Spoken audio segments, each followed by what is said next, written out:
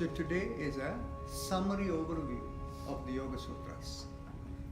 So I'll divide this conversation into 3 parts, and we can take a break in between each part if you want to. The first part we will talk about the context of the Yoga Sutras. Where did the Yoga Sutras come from? Where does it fit in within the philosophical texts of India? And how should we understand it? So this is the first part of the conversation. And the second part of the conversation, we will go through the overview of the Yoga Sutras as in the first chapter, which we will talk in little more detail. And then we will go in greater detail with the last chapter and what's the conclusive meaning of Yoga Sutra and all of that. So the first part of the Yoga Sutra, its context and where it came from. All of you know that Patanjali Muni was the author of the Yoga Sutras. Now, those of you who may have studied Indian philosophy, the Yoga Sutra is considered the text of yoga philosophy, and yoga philosophy is one of 6 traditional Indian philosophies. Now, a chronological order has already been established for these Indian philosophies. Which came first? The oldest philosophy is the Sankhya philosophy. And the youngest philosophy is the Vedanta philosophy. The prior to the coming of Vedanta is when the Yoga Sutra philosophy came in. Who is the author of Vedanta philosophy? Vyasa is the author of the Vedanta philosophy. And what is the text of Vedanta philosophy? Brahma Sutras, okay, which Vyasa wrote. Now, you all also know that Vyasa was the person who compiled the Vedas, right?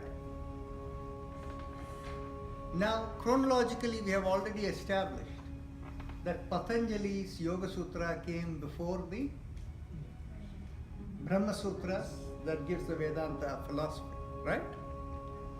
So Patanjali, from we don't know age-wise and all of those, but from a literary perspective, he was a predecessor of Vyasa, right? Now, having established that, we can also understand that most likely, before the Vedas were compiled, remember the word used is Vedas were compiled and not authored, right? The Vedas were compiled by Vyasa and he didn't author them, right? So we understand that Vedas were compiled from different sources that Vyasa compiled. So now let's take a look at how or why yoga came to be the way it is, why Patanjali had to write it. What was the situation before that? I'll divide this discussion into 2 parts. The first part inevitably goes into the nature of the Vedas, the Hinduism, Sanatana Dharma, and the other part goes into the compilation of the Yoga Sutras. Those of you who have read Indian philosophy and who have read the Vedas, you will know that the Vedas don't contain anything to do with temple worship. In Vedas, there is no temple worship at all. Everything is fire-based worship. Only yajnas. And this is why Swami Dayananda Saraswati of Punjab, when he did the Arya Samaj and there this thing, they only do fire-based worship, no temple worship. Right? Now, temple worship manuals, that means the texts that give how to do temple worship. Those temple worship manuals, if you speak with all these traditional priests and all of this, they will tell you they are as old as the Vedas. And if you look at, for instance, Ramayana or Mahabharata and all these ancient texts, you will see over there that there are references to temples. Okay? While they also did fire-based worship, there are references to temple, holy places, right? So, and in fact, you know, Krishna, when he did the Rukmani Haran, she was at a temple over there, and that's where, from where he took Rukmani and they eloped, right? So the concept of temple worship is as old over there, right? And we all know that, since Vyasa also wrote the Bhagavata Purana, you know, Krishna was either there at that time or was before his time or around that time, right? So, and since Vyasa also authored the Bhagavad Gita, they were all the contemporaries at that time. So temple worship was there at that time, okay? So how is it that the temple worship was completely missed out in the Vedas?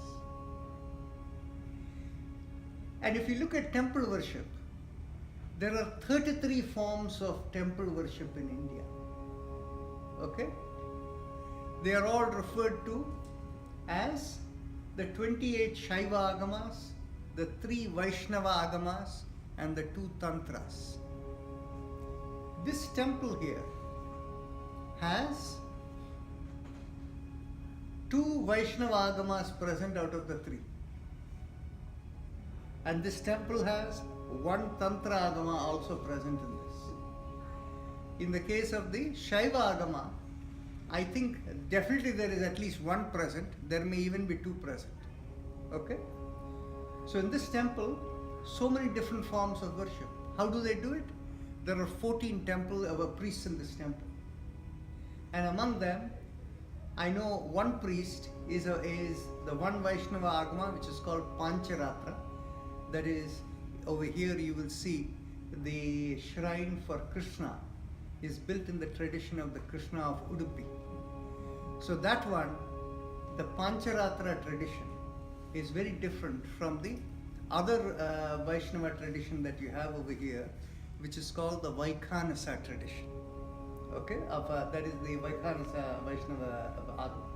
Okay, and then you see over here in the Tantra, in the Ayyappan shrine, you have the Tantra Agama of Kerala. There is the Tantra element in Kerala as well as in Bengal, Assam. Those are the 2 Tantras that you have. And typically they are associated with the Divine Mother or Devi worship form. But it also carries over to, because it comes from the same tradition, the same tradition is used for the worship of Ayyappa shrine also. Okay? So in Kerala, all the shrines are worshipped in the Tantra Agama tradition. So effectively, we had 33 forms of temple worship going as far as the time of Vyasa. And those 33 forms of temple worship, Vyasa eliminated out of the Vedas. Isn't that very interesting and puzzling? So you have to think in terms of how all of this came about. Obviously, when we are looking at the distant past, everything I have said over here is only the facts as we know it. But then these facts don't necessarily tell all the story.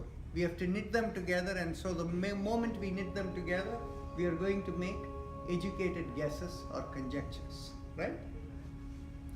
Now I'm going to draw on one more piece of element which some of you may or may not know. You have heard of the famous organization called Bharatiya Vidya Bhavan, right? The founder of that Bharatiya Vidya Bhavan was a K.M. Munshi. Heard of the name? Yes. Yes. So he has written an 8-volume text called Krishna. Okay? Any of you come across that? The 8-volume of Krishna? 8 volumes is called Krishna. Krishna, yes. 8 volumes. Yes. I have read all. You have read all of them? Very good. So you are going to be mine. You are going to provide the required testimony. Now there is a story of Vyasa there, and I believe it's in the 6th volume. That's detail I do not know. I have read maybe in a 70, 79, 80. After that I never read. Okay. Any case, I have those volumes at home. If anybody is curious, you can come home and you can read it over there. Huh? It's English. No, I have read the Gujarati. But I have the translation in English. Yeah, I have Gujarati. Okay?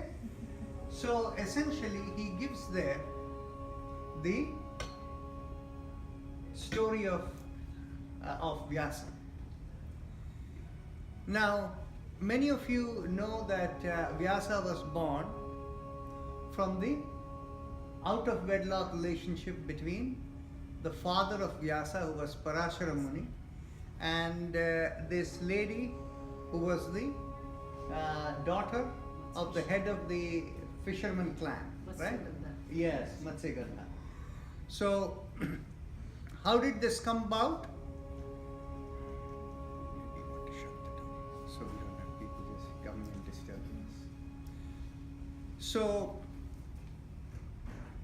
this Vyasa, Munshiji writes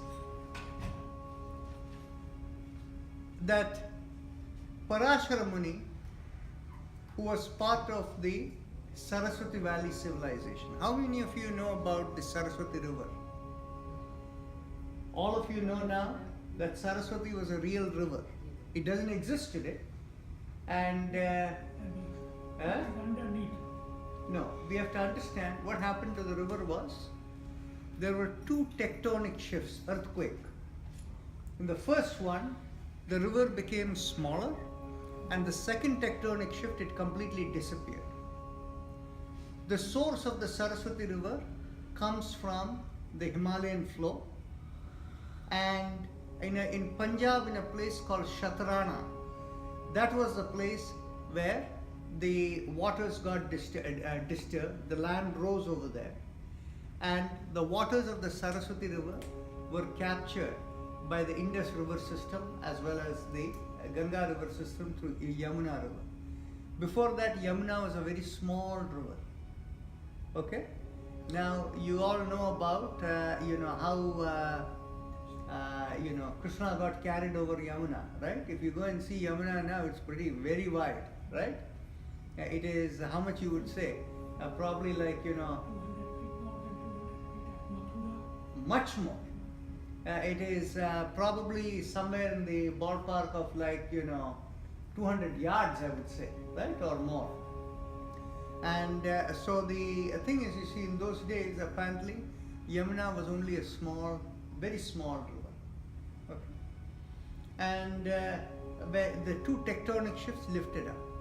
And the person who did the research, it was a combined research of a person called Kalyana Raman, who through the help of the ISRO, Indian Space Research Organization, they studied from space how the land looked like. A riverbed looks different from the other land. It looked like a possible riverbed, and that riverbed in places looked like it was 10 miles wide. Can you imagine a river 10 miles wide? You know, that in some places, that is how the Saraswati River was. And and what they did was, once they identified that, the Geological Survey of India actually dug 25 wells over there to see whether there was water under there. Okay, 24 of the 25 wells that they dug, they found water underneath. And in one of them, they discovered what had happened was, when they were digging, instead of going straight, the boring had gone sideways. So out of there, they discovered water. Then thereafter, serious people from Geological Survey of India went and studied it very carefully. And there is a person by the name of Kuldeep Singh Valdia, Valdia, okay? In 2015 January, he was given Padma Bhushan in India. So he was the geologist who actually dated when the tectonic shift happened and how the Saraswati River disappeared, okay? So when I said the Saraswati River civilization, I wanted you all to know Saraswati was a real river, okay? And so the Saraswati River, given how big it was, and this was the, biggest river in India. There was no other river that was bigger than that, okay? And so, imagine 10 miles wide, but Ganga is not 10 miles wide, even at the largest point, right? So, but think of it, it's almost like an Amazon. Yeah, I've been to Amazon. It's kind Yeah. of like Amazon. Yes. It's huge. Huge. Even Nile. To cross that river, it would take hours on the boat. Exactly. So the thing is, this river, on the banks of this river, we all remember from the time of the British excavation of the railway track, they discovered what they call as the Indus Valley civilization, Mohenjo-daro and Harappa, right? That Mohenjo-daro and Harappa, along the Indus River, in those days Indus River was a very small river. So along the Indus River settlement, they discovered some 200 odd settlements they discovered over there after Mohenjo-daro and Harappa. But once they looked in the Saraswati Valley after they had identified, they found more than 2,000 settlements along that river. More than 2,000 ancient settlements. Okay? So the real seat of civilization in those days was along the Saraswati River. And of course, as the Saraswati River disappeared, so also the fertile area in that Rajasthan area, you also got the Thar desert that came along with it. You see, that's where it was flowing through. So, but in history, we only studied about Mohenjo-daro and Harappa. That never came. see, you have to remember, all of these findings are findings that come from the last 20 years. Okay? 20, 25 years. But what happens is, history books usually take another 25 years after the findings have come in before they enter the textbooks, right? Anyway. So what time period is that? The time period of when? Oh, Saraswati, we were splitting and... Okay, I'll give you an approximate time period for you. It is recognized today that when we think in terms of the Mahabharata war, we're talking of somewhere around 3100 BC. So about 5,100 years back. Okay? Now, the first tectonic shift that Kuldeep Singh Valdia recorded was, it goes to somewhere about close to 4,000 years back. That shrunk the river. When it shrunk the river, the Indus River and Yamuna River became bigger because they were capturing that water. From this point in Kshatrana and Punjab, they got split. And then the second shift, according to Valdia, some 2,000 odd years back, just under 3,000 years back, is when the second shift happened, when it completely disappeared. Okay? So, so coming back now, the main civilization was along the Saraswati River. So Vyasa's father, Parashara Muni was a very famous, what will you say? In those days, you have to remember, in ancient world, everything started from God. It is in the Newtonian world that created the new world today. Is everything starts from bottom up of observation. So what happens is, when everything starts from God, creation, and how all of creation hangs together, that is how the discussion used to be done in those days. When we get into the Yoga Sutras, you will find it is the same thing. Now, whereas today's thing is, we look from Newtonian science, what do we observe? How do we go from one observation to the next, and how do you figure out everything? That's how we go, right? Actually, in today's period, we are at a very fortunate moment where both are ready to come together. And so you will see that, the paper that I have written on what I call as unified system of medicine through the yoga philosophy and validation of it through electrophotonic imaging as a transitional technology. So this is what I have written. I have not shared it with you. I have shared it with half a dozen people, and they have read it. Korotkov has read it. I sent it to him too. Anyway, so so given that period of time, everything coming from God, right? Parashara Muni was one of those people who is the real father of the Indian Vedic astrology. There are 3 books of Vedic astrology. The 3 Indian books of Vedic astrology are called Parashara Hora Shastra. Okay? This is what is primarily followed in South Indian, in India and all of that. Then there is another one called Bhrigu Samhita. Okay? Bhrigu is also associated with it. Yes. And then the third one that is associated with it is he was actually a student of Parashara, and his name was Jayamini. So these are the 3 original texts of Jayamini's Upadesha Sutras. These 3 are the ones which are the original books of astrology in India. Okay, Vedic astrology. So Parashara Muni was a highly regarded and revered person. Okay? And Parashara Muni had the wisdom, and he was a highly spiritual person. So he had the wisdom to understand that God is one and all approaches lead to the same place. And he didn't want to see division among people. For the sake of, for people fighting, my God is better than your God, we are real, other is false, and all of this, you don't want that, right? So what he wanted was, he wanted a uniform set of practices along the Saraswati River civilization. Now I'm going to, all of this comes from Munshiji, okay, K.M. Munshi. Now I'm going to draw back a little bit over here, since we said about the temple worship and this fire worship. We need to understand, and here I'm putting in what I call an educated guess, okay? Now,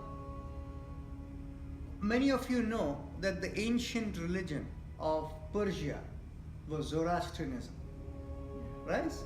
They were all fire worshippers, only worshipped by fire. And you can imagine, Persia is the next door neighbor to the Indus Valley civilization, right? Actually, Persia today is Persia was very large, and the Persian Empire was very large, but the closest association of the core of Persia, you associate it with the country of Iran, right? Iran is the neighbor of Pakistan, and Pakistan and India were all one. That was, and the Indus Valley civilization is all the Indian subcontinent. Next to it is Persia. So what happens is, if we look at the continuum, it is really coming from there, the fire-based worship along over there. Okay? So the Saraswati Valley civilization was a fire-based culture, fire-based worship culture. So Parashara Muni wanted to standardize it along the river. So he used to go up and down the river, as Munshiji writes. Okay? this thing, in order to bring standardization. Now, interestingly, in his days, you have heard of the, we don't know whether in Puranas we hear about Parashurama coming in order to counter the atrocities of the Sahasrarjuna, right? The king, right? Well, we read them as Dashavataras and we don't know the time frame and all of that. But it looks like this wicked king or whoever was, in those days, all these people like Parashara Muni, they had their educational institutions, right? Their gurukuls. And all of these where people used to come to learn, and all these gurukuls were supported by the kings of that land. Okay? So, what had happened was, in the case of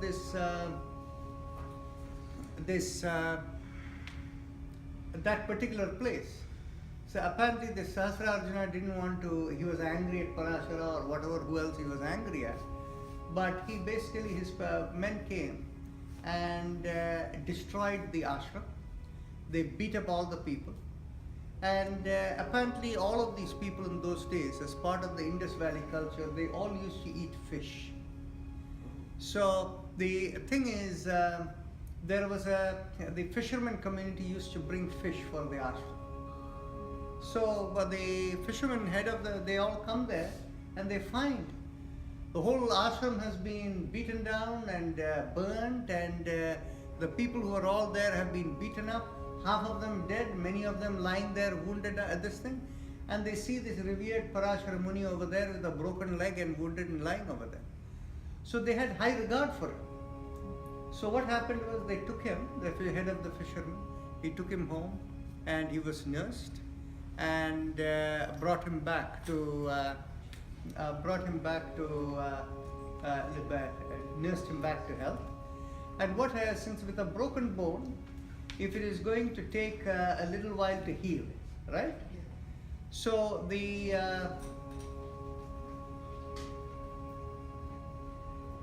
head of the fishermen engaged his 16-year-old daughter to take care of Parashara.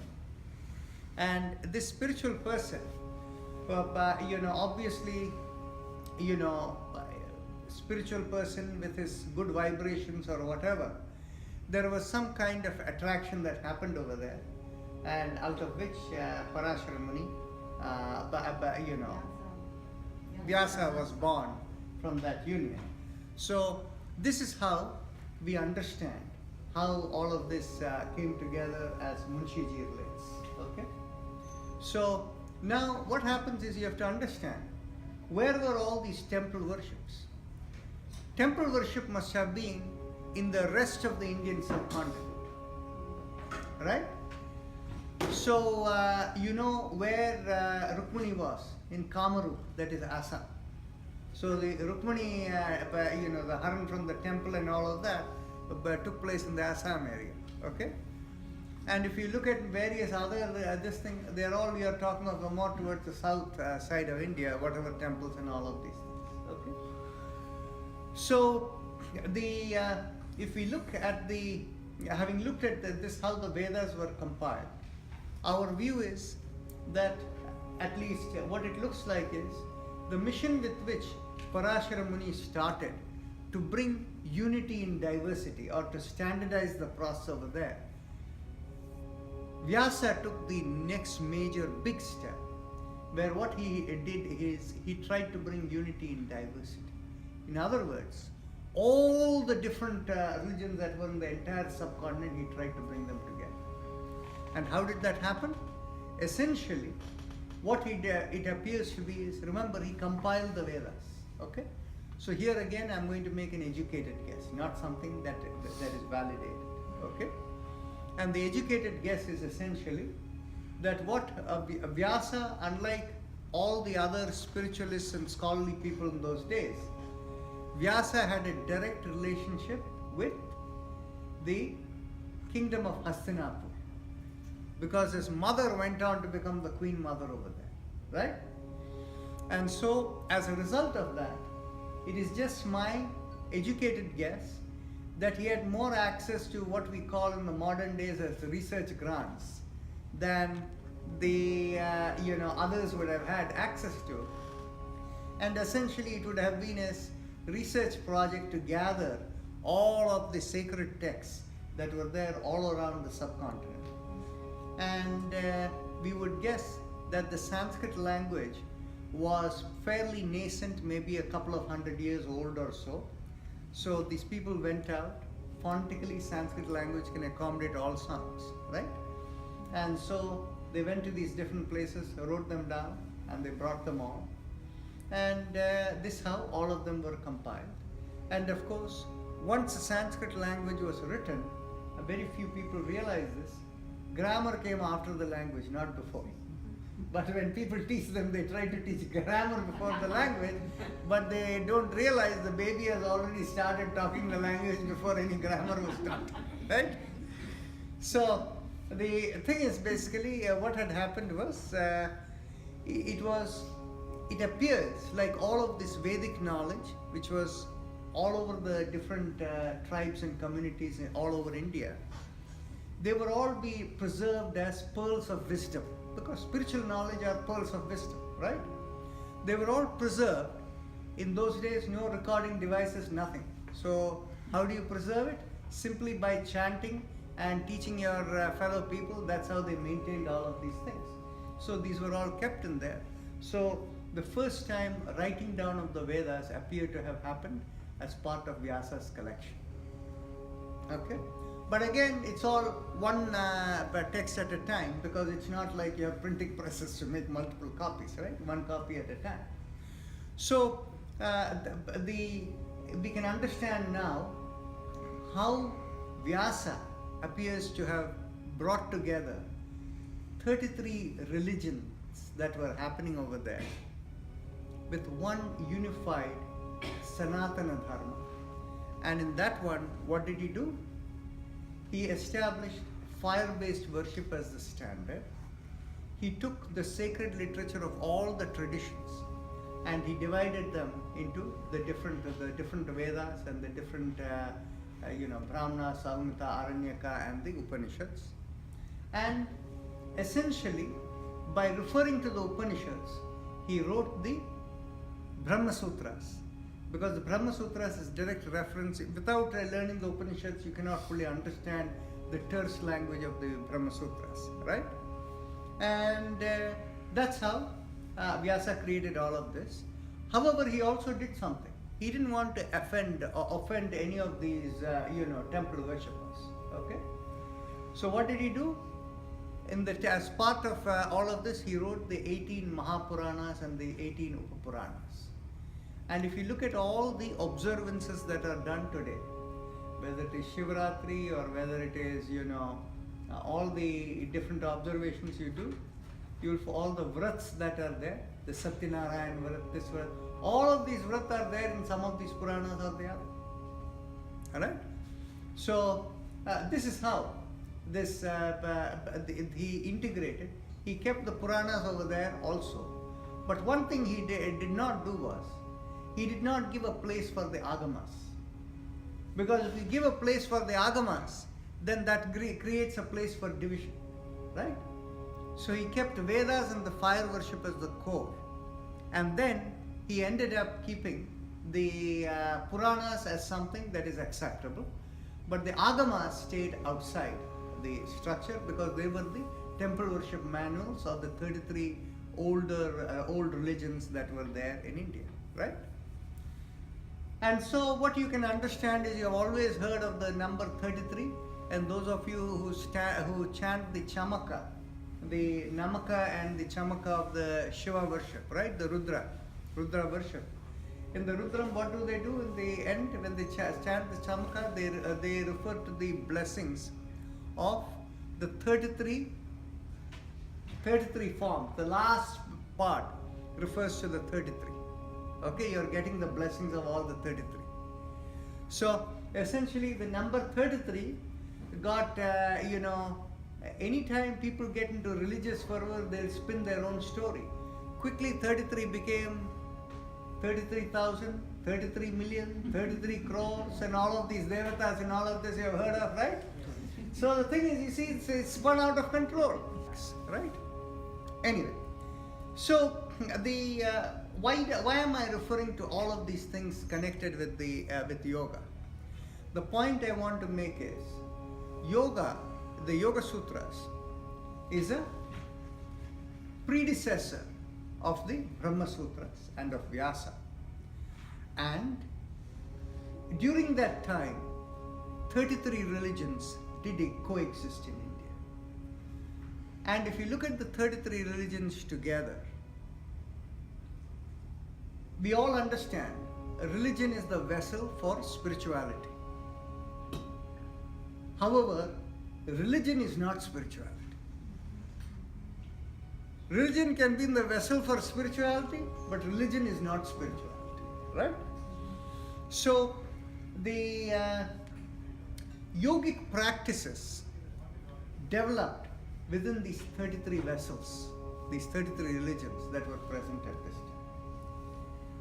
Broad, and we all know that religion can also distort spirituality, because then one person's God becomes greater than another person's God, kind of thing, right? So, if you summarize the yogic understanding of these 33 religions, of course, every religion has yoga is the core, because the core spiritual understanding. There are 3 types of practices that were engendered at that time. One type of practice is called the Hatha Yoga practice. The Hatha Yoga practice, what is the key idea or key? They had 3 forms of yoga. One is the Hatha Yoga practice, the other is the Tantra Yoga practice, and the third one is the Bhakti Yoga practice. Let's understand what is the real essence of these practices. The real essence of Hatha Yoga practice focus is on physical purification. If you physically purify, then you go beyond the body. By that physical purification process, you go beyond the body. So you know the concept of Shat Kriyas. You know, Kapalbhati is one of them, right? The Danda, the Dhauti, Neti, right? This Basti, Trataka. So now, did I say Nauli? No, Nauli. So these are the 6 Shat Kriyas that are over there. The Shat Kriyas really have come.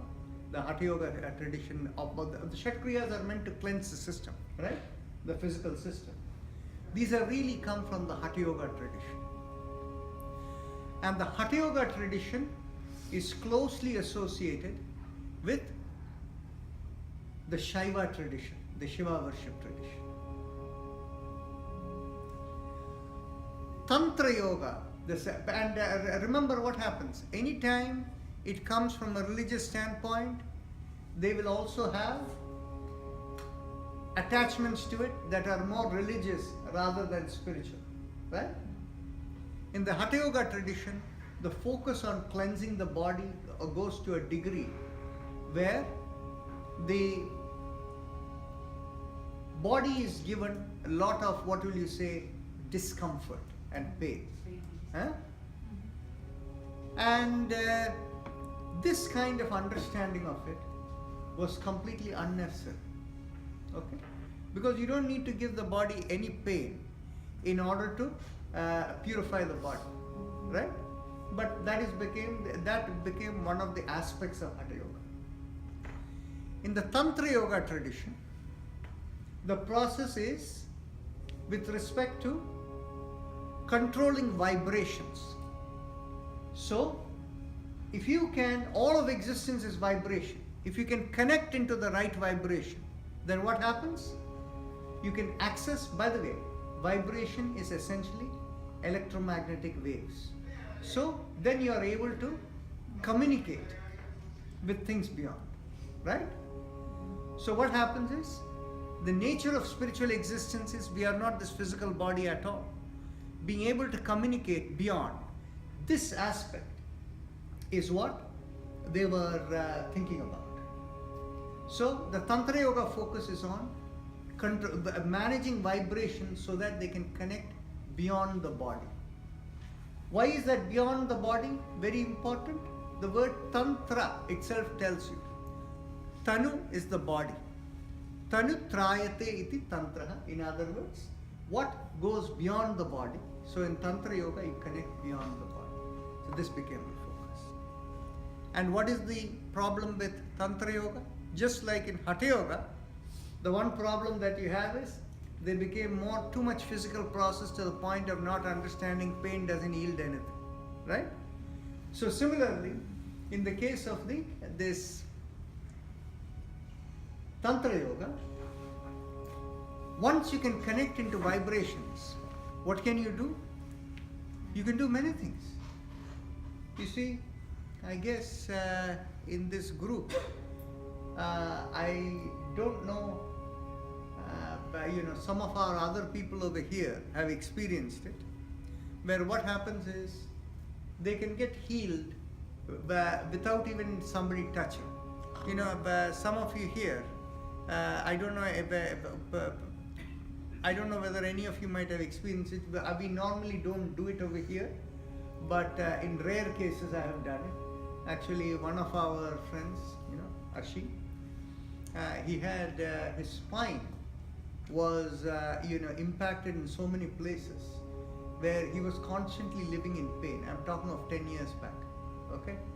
And at that time, he had been told surgery is the only option, but spinal surgery is so risky, they didn't recommend. And so what happened was, of course, we started a spinal alignment exercise and all the pranayama exercise, but then it was finally through the kind of Reiki healing is what really brought him out of the whole thing. So similarly, it is within our Houston group over there. One family actually, one of the daughters was here locally, and she had come to one of our yoga retreats, and she had pain in her knee. So she was sitting like 10 feet away. So I told her, close your eyes and sit over there. And then here I was sitting and mentally visualizing her knee and tapping like this. And in about 3 or 4 minutes, all her pain was gone. That's Tantra. So that's Reiki, giving Reiki. You call it whatever name, it is Tantra. Reiki is the name, the Japanese name that was given. It is essentially clearing the channels of communication so that by the mere thought and power you can do that. So that what I learned from you is the same thing. Exactly. Now, similarly, you see what happens is, you've probably heard of the voodoo from the West African culture and Haiti and all of that, right? And essentially, it is, those are all being used for, what you would call inappropriate things, like hurting other people and things like that. If vibrations can be used to heal people, it can also be done differently, and this is not a place where we want to get it, right? So the thing is, you see, that concept of Tantra is to be able to communicate, right? And in the modern day, we have instruments that have the Tantra ability. What are they? All your mobile phones sitting over here, right?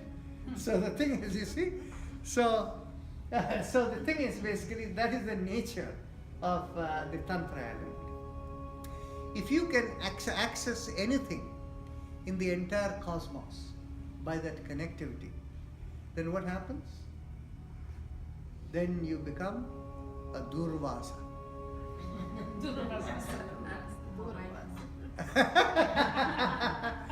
The mobile phone cannot do anything and everything, even though it can do bank transfer, check the weather, and all of these things that it can do, right? Yeah. But on the other hand, it can. Durvasa Muni, as you know from the story, he was a person who came from Tantra Vidya, a Shakti worshipper. So he was known for a person who would quickly get angry. He would give big blessings to people, and he would give equally big curses also to people, right? Now, ask yourself, Who is it who can give big blessings and big curses and do think whatever they can do for themselves? The person who has the sense that I am the doer, right? So the thing is, you see, the inherent weakness of the Tantra Yoga approach is it builds the ego and it brings the sense of I the doer. Okay? And of course, you all know from the Bhagavata Purana that that Durvasa met, he got his, what will you say, his revelation or punishment or whatever when he met King Ambarisha, right? All of you know the story? You don't know the story? No, we don't know. You don't know the story. Okay. The story is essentially Durvasa. Before I go into Durvasa Muni's story, it's a very good story. I just want to finish the train of thought so that we don't lose it. Okay? So the Hatha Yoga focuses on the physical body cleansing. That from the physical cleansing, getting to the higher level, approaching spirituality. But on the weakness over there is that you can tend to give pain to the body, right? Whereas on the other hand, the Tantra Yoga, this thing can build your sense of I the doer approach, because you are able to do many things that seem so supernatural, right? And the third element, the third thing is the Bhakti Yoga approach. The Bhakti Yoga approach is, the essence of Bhakti is surrender to God and faith, deep faith in God and surrender to God, right? Now what happens is, what is the problem with Bhakti Yoga? The problem with Bhakti Yoga is that you start believing that my God and my way is the right way, and somebody else who does different, oh, that must be wrong. Because you build your own affinities, you think this is the way to say, this is the name of the God, this is the way you do, and all of these things, right? So all three of them have their own weaknesses, and essentially Patanjali Muni, what he did was, when he wrote the Yoga Sutras, this all coming back to the Yoga Sutras, that's why I'm spinning so much yarn over here, because essentially I want to give the context for the Yoga Sutras. When we understand the context for the Yoga Sutras, there will be a high degree of clarity. Okay? So Patanjali Muni, who had the greatest high level of wisdom, spiritual, the highly realized person, he essentially wrote the Yoga Sutras incorporating the wisdom and all the right aspects of Hatha Yoga, Tantra Yoga and Bhakti Yoga. It's all embedded within the Yoga Sutras. And I'll give you a little bit example, because some of you have a little bit of exposure to the Yoga Sutras. Where is the element of the Hatha Yoga coming in? The element of Hatha Yoga is very, very clear when he talks about the elements related to asana and pranayama. Right? Now, where is the element of Bhakti Yoga coming in over there? Many of you know. Yes, but the thing is, basically, let's always tie it back to the Ashtanga Yoga, which we'll talk more later, is the element of the Niyama process, Yama Niyama. The Niyama element, actually, one of the Niyamas is Ishvara Pranidhana.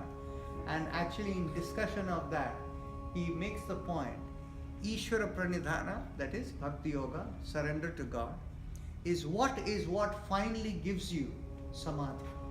If you don't have that, it won't give you Samadhi. This is what he is basically making the point. Okay?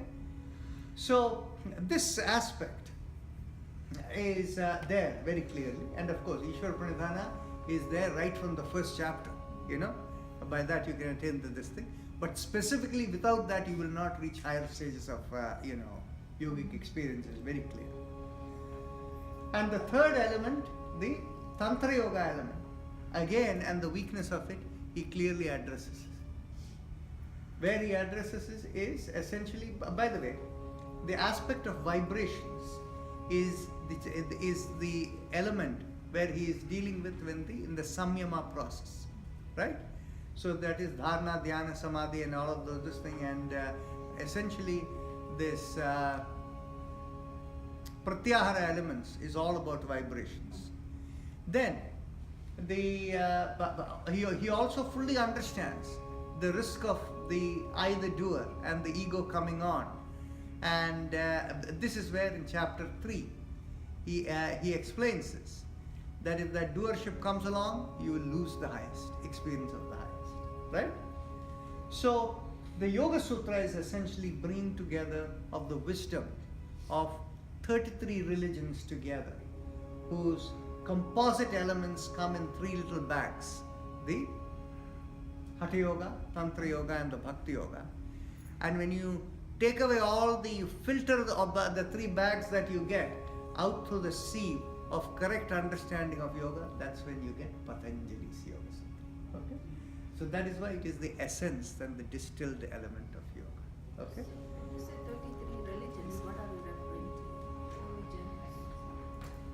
referring to? When I say 33 religion, I am referring to the 33 forms of worship that existed in India before the 33 agamas that existed. Okay? Before the Vedas and all of this were put together. Okay? Okay. So now I'm going, yeah.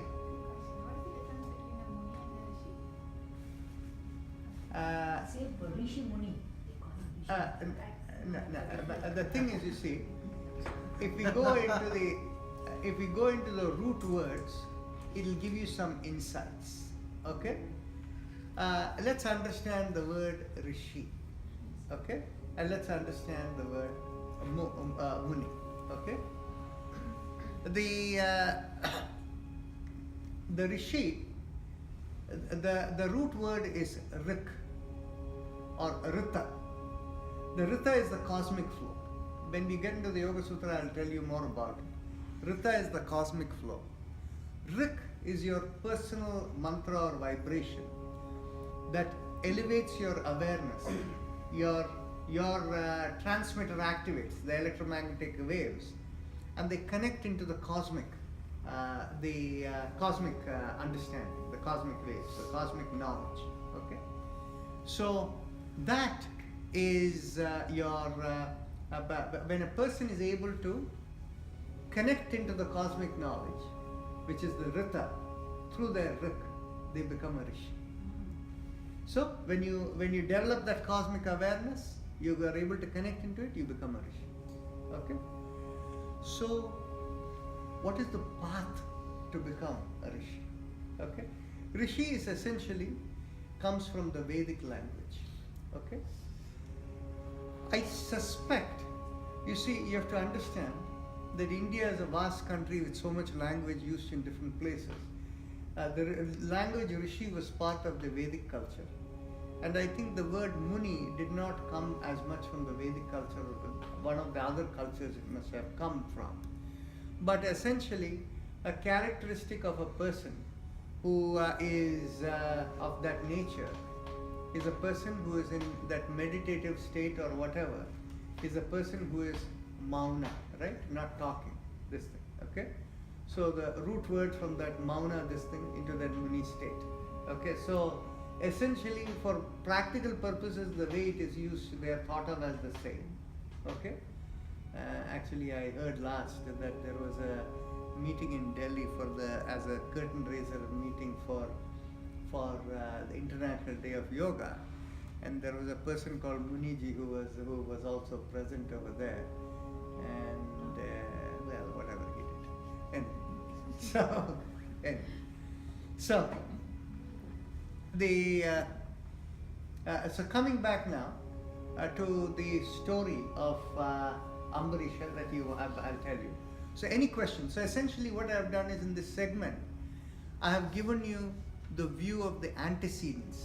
Where is the age of the Yoga Sutras? Where is the yoga coming from?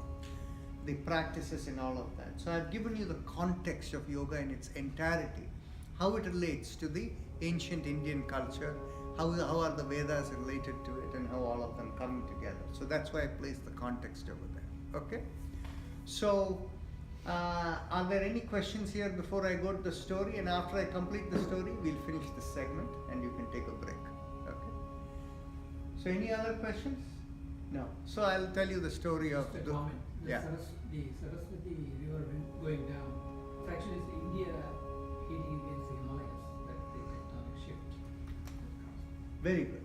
So that was an added point of this thing, that the Indian subcontinent is known to be shifting upward, towards the Himalayas.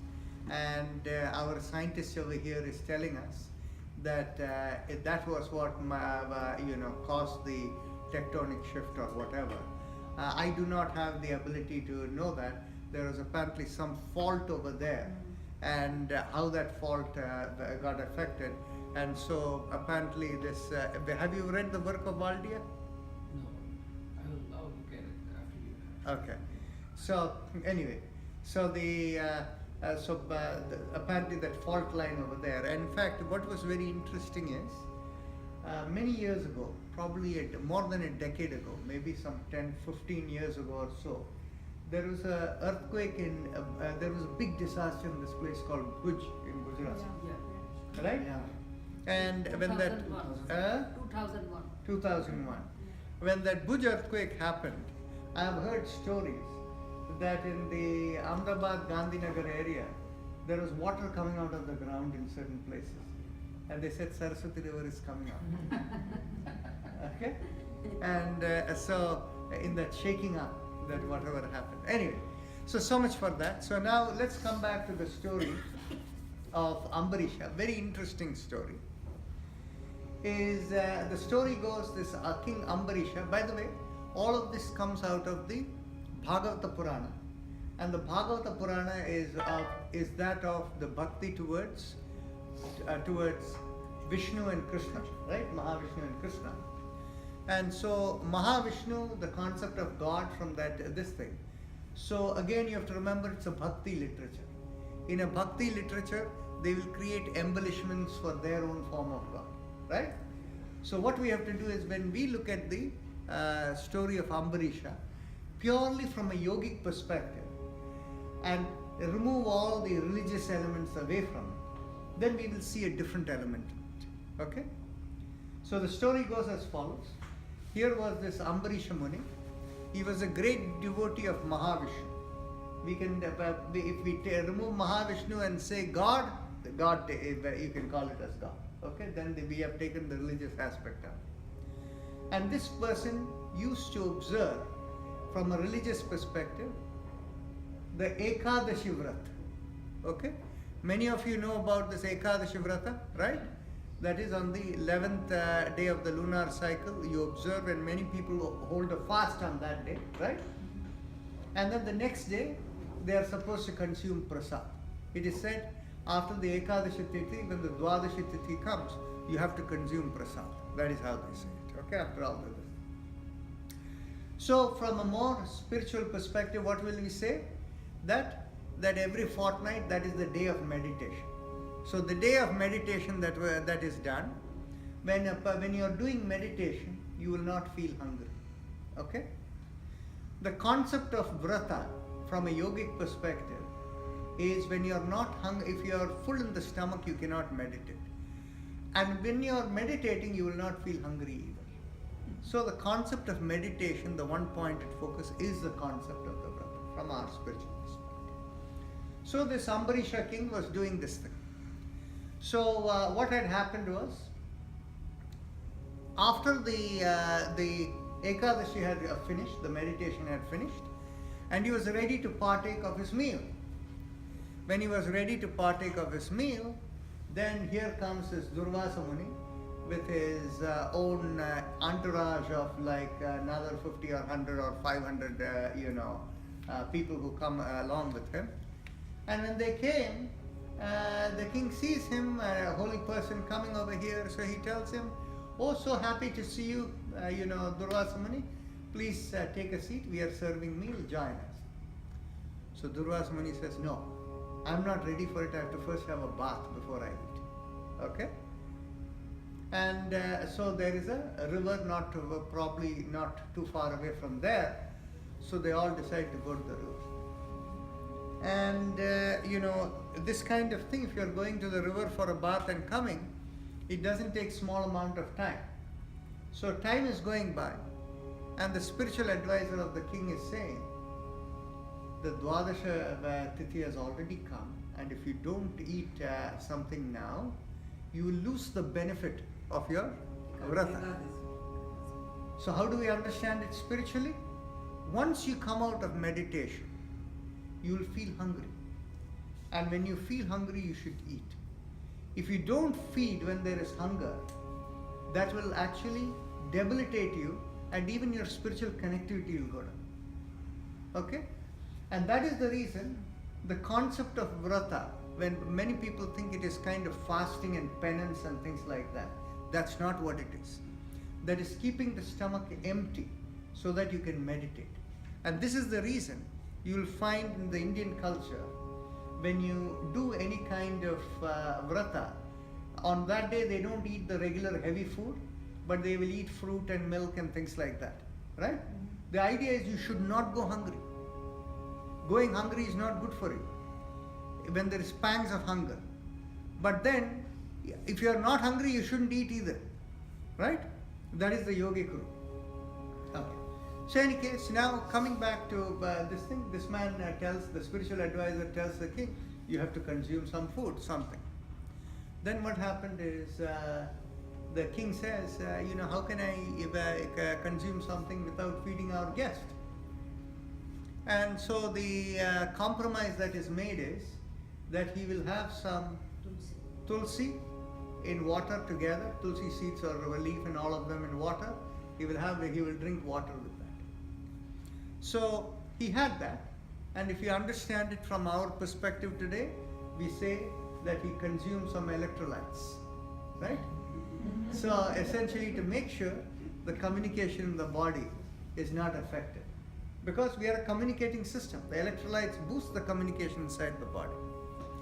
So when this happened, here comes this, Durvasa Muni is coming out, and after he realizes that this man has had this, he's raving mad. You see, remember that man is a Tantra yogi, so he has a big king-size ego. Huh? So the thing is, how dare you eat without feeding me first? Huh? So what happens is, he apparently plucks a few hair from his head, tosses it on the ground, and out of that comes a demon. That is, and the demon is going towards Ambarisha king to kill the king. So the king basically tells this man that Durvasa Muni, I'm sorry if I hurt your senses or if I upset you in any way, but if I have committed any this thing, and if you want to kill me, whatever, that's all fine. It is all God's wish. Whatever is God's wish will happen. And he just stands there like this for the demon to come and kill him. And then what suddenly happens from nowhere, a Sudarshana Chakra comes out and it chops up that demon. The demon is killed. And then that Sudarshana Chakra starts going after Durvasa Muni. Durvasa Muni is perplexed. I am the most powerful person in the world. Where did this thing come from? Okay? And so, as the story goes, he runs for dear life, and he first goes to Brahma, and Brahma says he can do nothing about it. And then he goes to Shiva, okay, Shiva. Shiva tells him, I can do nothing about it. So he goes to Vishnu, and when he goes to Vishnu, as the story goes, Vishnu tells him he can do nothing about it. And the word he used is, he's a Bhakta Vatsala. That is, his Bhaktas are the people who control him, okay? So you have to, the only person who can help you is Ambarish, King Ambarish himself. So he goes running back to Ambarisha and he falls at his feet. Ambarisha gets, Muni, you're such a great person, don't fall at my feet. Huh? Such a this thing. Huh? And so the thing is, he tells him only you can get away. Oh, if it is meant to be, he says, okay, if that is the case, I will ask the Sudarshana to go away. Sudarshana went away, and Durvasa got sick. Okay? So how do we understand this from a spiritual perspective? From the spiritual perspective, all of us have a Sudarshana within us. And that Sudarshana's purpose in the Sahasrara, above Sahasrara Chakra, is to protect the program of this lifetime. And this is what in another story that comes in the Bhagavata Purana of Prahlada, he basically says that when his father is trying to kill him and others are getting worried, he said, don't get worried. Till the time has come, nobody can touch me. There is no way, nobody can kill me. Only when the time has come, then when death comes, nobody can stop it either. Right? So, this is what Prahlad tells this thing over there. So, in this particular sense, the Sudarshana is the protector. So, when they put it in the context of Brahma, Vishnu, Shiva and all of these things, essentially, the concept of God, the unmanifest Ishvara, or not just Shiva, Sadashiva or Mahavishnu, look at that concept, right? All of them are the same. So this concept, once we are connected, that basically takes care of the concept of how all of this falls in over here. So that was the story of it. Okay. So we'll take a break over here. Okay.